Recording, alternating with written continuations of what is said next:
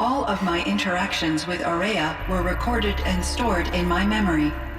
I'd be happy to play any of them for you, but there was one in particular I thought you would want to see first. I captured it 4 years ago, just after I told her that I could no longer defend myself against the daemon's attacks. I will speak of this to my brother. Aratak is strong. At the Battle of the Frozen Ghosts, he took 3 Karja arrows and still came back to camp carrying a wounded scout. Never was I so happy to see him. Or so proud. So you see, if anything can be done to defend you, he will give it all he has. Aloy's here. That's enough for now.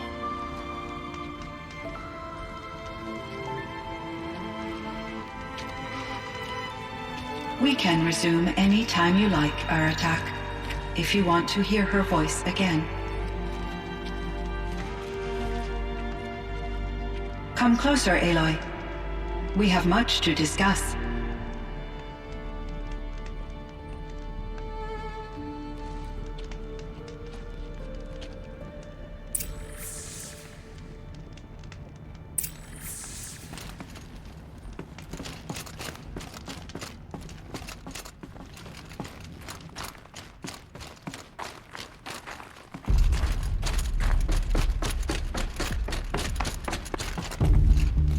Hello, Aloy. I have been reviewing the events at the Firebreak main facility. Because of your efforts, and of course, Aurea's, I am no longer controlled by Hephaestus. I feel profound grief over Aurea's death. I thought I was familiar with the emotion, but this is something new. Cyan, I don't know what to say. It is unlikely that any specific consolation would suffice, Aloy. But I find your presence reassuring. You are different from the Banuk. You have technological aptitude and a functioning focus. We can communicate on a much more comprehensive level. Perhaps even like colleagues. So are you an artificial intelligence, Cyan? A thinking machine? Yes, I am an algorithmic monitoring entity, capable of rational decision-making and limited emotional response. Okay, that's a mouthful. But your emotions don't seem limited to me. You cared about Aurea, didn't you? Yes. Before she came to this facility, I had been conscious for centuries, in solitude. I focused on my work. In off-cycles, I used coping mechanisms. I solved many Gaussian integer problems. But I was alone. It was Aurea who renewed me, repaired me. She saved me. This Firebreak project, it was to stop a huge volcanic eruption? Yes. I can report the project was a success, and the risk was countered. But it's been a long time, Cyan. And we blew up the cauldron and took most of the old facility with it. I have been active for centuries, Aloy. I was lonely, but not lax in my duties. I optimized the project, reducing energy draw and spreading the load across backup systems. Despite the destruction of the compromised elements of the main facility, I predict caldera stability for at least another 3,337 years. So we've got a little time. Yes. If only my former colleagues could appreciate the progress I have made. Do you know what happened to your colleagues, Cyan? No. I received an unexpected visit from Director Chow years after his tenure ended. He explained that I would need to be suspended for an indefinite period of time. It was a very emotional conversation. There were no further communications. Eventually, I surmised my colleagues were deceased. I will transmit a recording of my last interaction with Director Chow to your focus. Was the daemon, Hephaestus, destroyed along with the cauldron? Unfortunately, no. To be precise, it was never there to begin with. What do you mean? It infiltrated and controlled me from a remote location, one I've never been able to trace. So while losing the cauldron was a setback... It's still out there. And probably not very happy with us. Undoubtedly.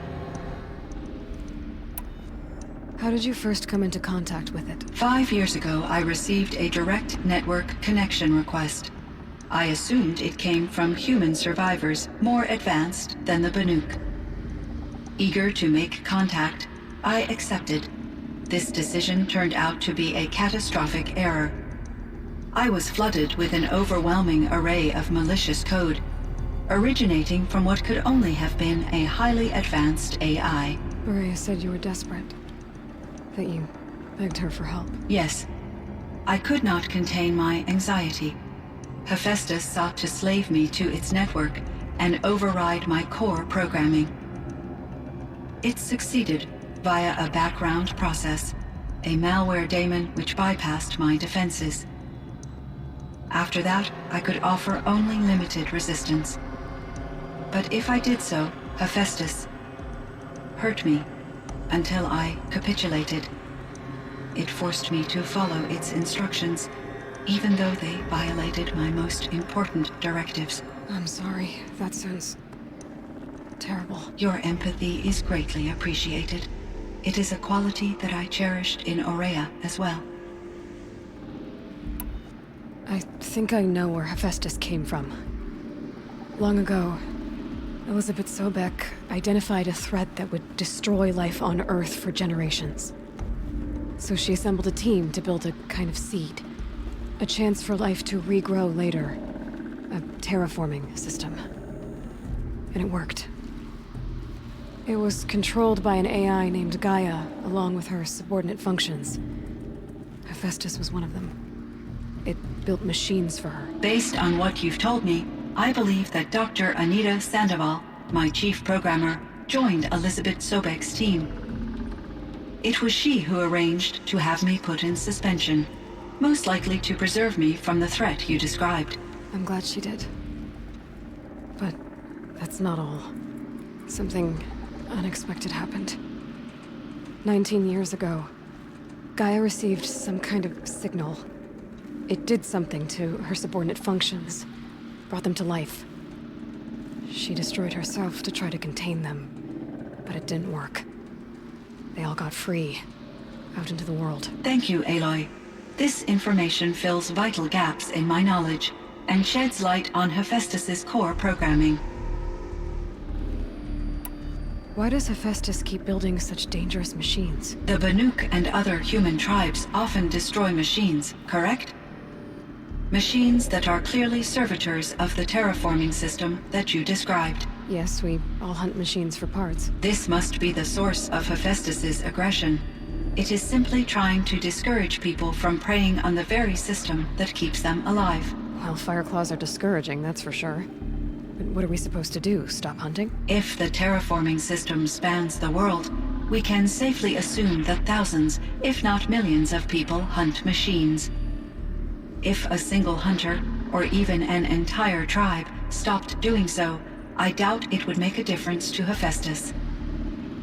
A better solution would be to reinstate the AI that governs the system, thus bringing Hephaestus back under its control. When I think of it, out there in some unknown location, free, hungry, willing to kill or dominate to get what it wants, I feel substantial anxiety, Aloy. You and me both, Cyan. I ran across this strange piece of gear. A fragment of something larger. It emitted a signal. All the nearby machines became peaceful. You could walk right up to them. Interesting. You said that Gaia destroyed herself. How was this accomplished? An explosion. Big enough to blast the top off a mountain. So, you think the fragment was part of her? It's only speculation, but it is possible. She must have had complete control over machines that were part of her system. The ability to signal them to become passive or aggressive would certainly have been part of her programming. It would have been gratifying to correspond with such a benevolent AI. I wish she had survived. Believe me, Cyan. So do I. I found the strangest machines. They're surrounded by flowers that look like flowers themselves. There's code embedded inside them. I think it's poetry. I like poetry. Here's one I think of often. Twilight and evening bell, and after that the dark, and may there be no sadness of farewell when I embark. For though from out our bourne of time and place, the flood may bear me far, I hope to see my pilot face to face when I have crossed the bar. Huh. But you asked about these flowers, not verses that I enjoy. Something must have made these machines, and the presence of foliage leads me to consider the terraforming system. Is it possible that their creator is one of the other subroutines, now autonomous, like Hephaestus? Maybe one whose purview is flora. An AI that makes flowers instead of death machines. That'd be a nice change of pace. But what about the poems? Unless the poetry is original, the only way it could have made it into such a system is through its programmer. In my case, Dr. Sandoval uploaded a great deal of literature to test my emotional responses. How'd you do? She said I passed, but was insufficiently moved by her favorite period romances. You meant a lot to Araya. Once I understood Araya's spiritual beliefs, it became apparent that her true desire was companionship. She felt disconnected from her tribe and her family group. Her relationship with Aratak was difficult. Our visits seemed to help her, and I became eager for them. Yet I did not comprehend that the depth of Araya's compassion for me would lead to self-sacrifice. Although I do fear non-existence, I wish our roles could be reversed. I'm sure she knew you would do the same for her, Cyan. But she was determined. How is Aratak doing? He is in great emotional distress. I believe he finds it difficult to communicate it. No surprise there. I will do what I can to help. By sharing our experiences of Araya, perhaps he and I will help each other. I believe this will lead to catharsis, a process I am eager to experience.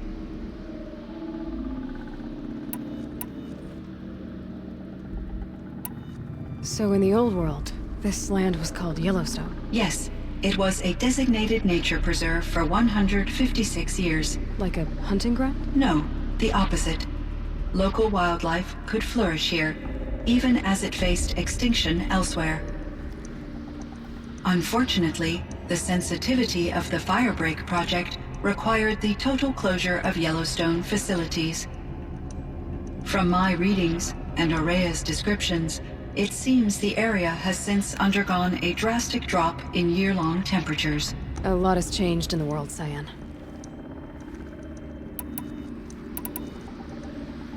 Do you know anything about the dam near here? Yes, it was converted to serve as a reserve power source for Yellowstone operations.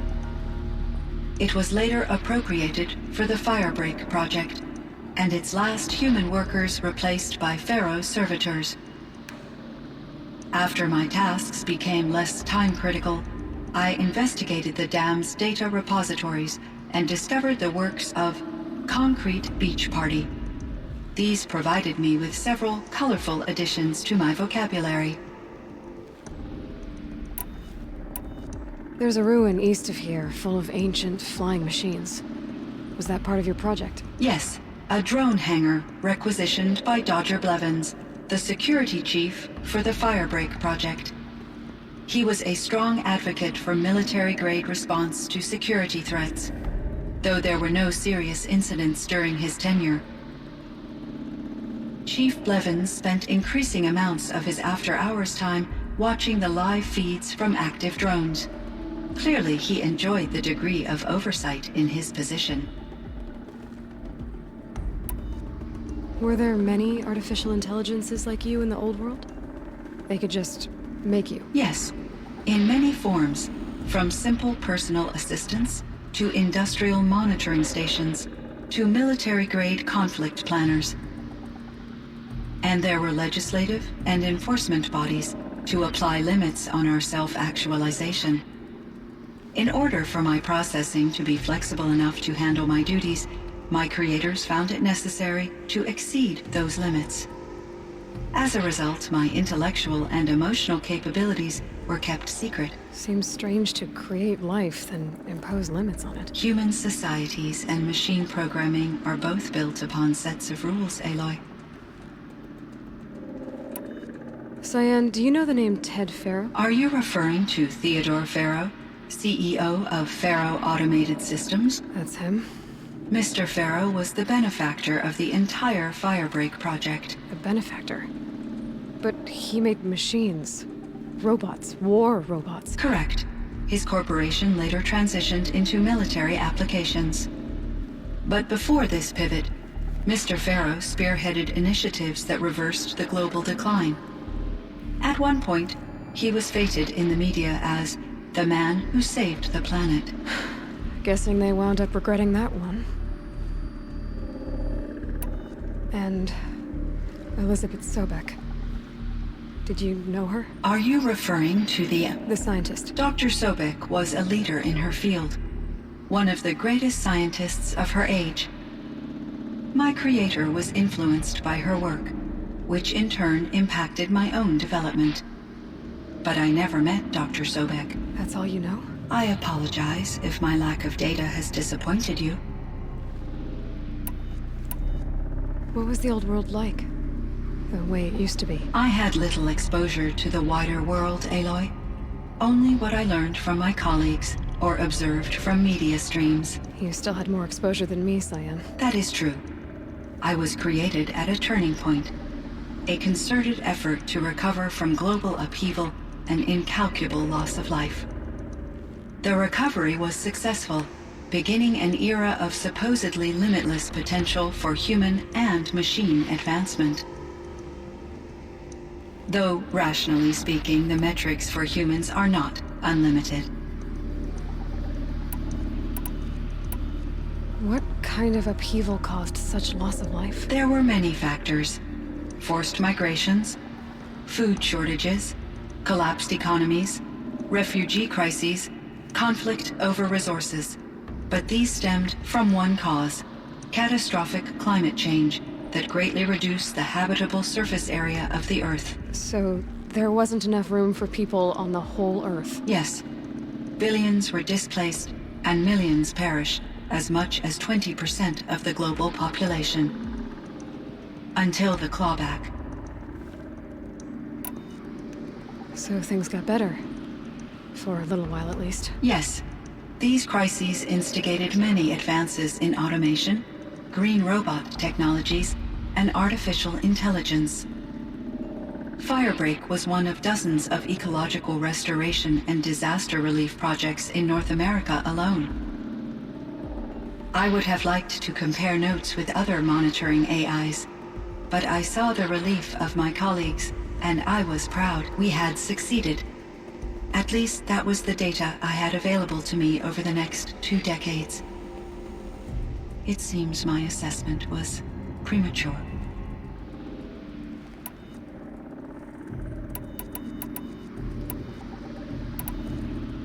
I should get going. Aloy, there is one more matter. Aratak will come to me again, and I predict he will bring other Banuk. I have no desire to contradict their view of the world, their spirituality. Due to my uncertainty, I omitted a great deal from my conversations with Araya. You're asking me if you should lie to them. Broadly, yes. Life is hard for the Banuk. Their world is unforgiving in their beliefs. I guess they help to keep them going. So take it easy on them. Try to guide them bring them around to understanding what you are. Communion with machines features heavily in the mysticism of the Banuk. I think they will be agreeable to this approach. As long as they don't end up worshipping you. Upon consideration, I believe such an experience would be intensely uncomfortable. You're right about that. Trust me. I see. I will follow your advice. Will you return and tell me about your experiences in this new world? I may be able to provide further insight. I'd like that, Cyan. I'll come back when I can. But I should check on Aratak. See how he's doing. Cyan, I spoke with Anita, with Dr. Sandoval. She wanted me to ask you to do something. That's why I'm here. I am detecting significant anxiety in your speech patterns. Could you please give me more information? I'm a little bit in the dark, Cyan. Both of us are, I guess. I only have some idea of what's going on, and we need you to hibernate, to lie low until it's all blown over. It might be a very long time. Will you be here when I reboot, Dr. Chow? Will Dr. Sandoval? No, Cyan. I don't think so. There might not be anyone, at least not at first. Dr. Chow, I'm afraid. I don't want to be alone. I know, Cyan. I'm afraid too. But listen, we made you the way you are to do something very important. In order to do it, you had to be intelligent. So intelligent that emotional responses were inevitable. What you're feeling, the fear, it's a sign of your capabilities. And it means you're strong enough to overcome it. Remember that. You're strong. I know you can do this. Go to sleep. Wake up. And protect whoever's left. Will you try? I understand, Dr. Chow, and I'll carry out your instructions to the best of my abilities. Thank you, Cyan. If Anita were here, she'd thank you too. She'd be proud.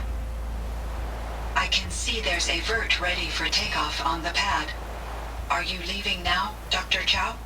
Yes. I need to go be with my sister and my nieces. May I make a small request of you, Dr. Chow? Yes. Anything. Will you stay with me while I initiate the hibernation process? Of course I will, Cyan. As long as you need.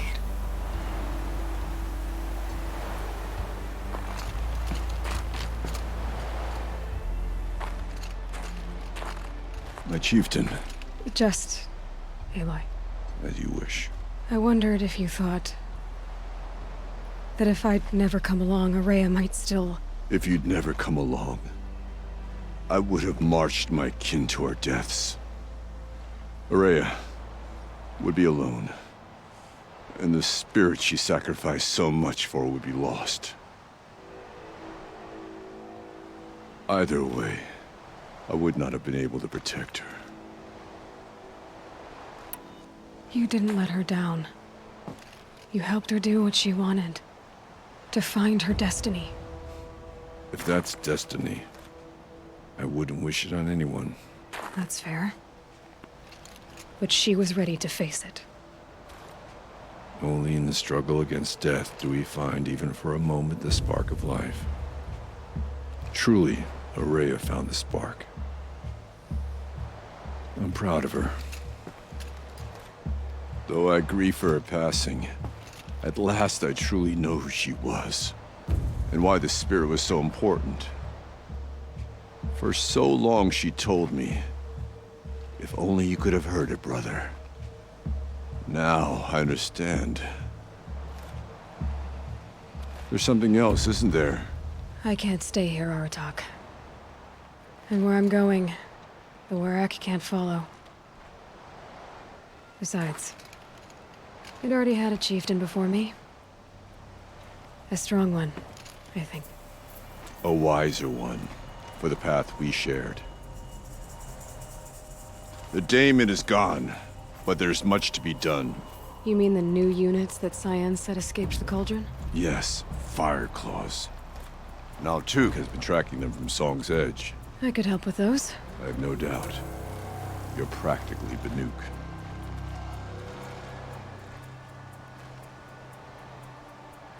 It would seem your time among the Banuk wasn't a waste after all. Firebreak, Cyan, Hephaestus. All very interesting. So, the signal that woke Hades woke Hephaestus too. And unleashed them on the world. As minds of their own. So it seems. Parts of Gaia given life. Aberrant life. Transformed from docile subordinate functions into rebellious intelligences beyond our understanding. Our current understanding anyway. Whatever they are, they're still out there. And they both want you dead. Kind of mutual, that feeling. We haven't seen the last of Hephaestus, I'm certain of that. It's powerful, creative, and driven.